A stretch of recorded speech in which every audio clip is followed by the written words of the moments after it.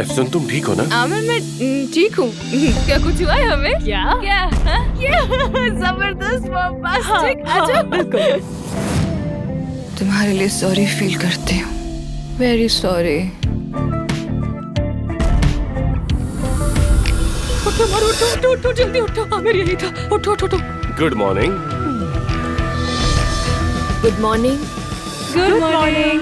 Doctor, patient की उम्र 22 साल है। जब भी एक्साइटेड होती है तो इसका चेहरा लाल हो जाता है। इसका ताल्लुक दिल से भी हो सकता है। इंसान अक्सर अपने जज्बात को छुपाना चाहता है, मैं समझ सकती हूँ। और मसलन झूठ बोलने पर भी। ठीक कहा ना? ये फूल कहाँ से आए हैं, किसने भेजे हैं, सब पता कर फौरन। ठीक है, मैं अभी पता करती हूँ, फिक्र मत जल्दी कीजिए। करो। ओके।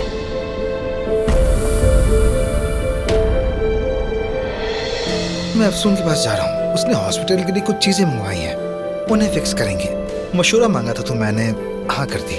तुम्हें आमिर की तवज्जो अच्छी लगती है ना? दरअसल मुझे उसकी तवज्जो नहीं बल्कि मोहब्बत अच्छी लगती है। मेरी मोहब्बत भी उसे ताकत देती है।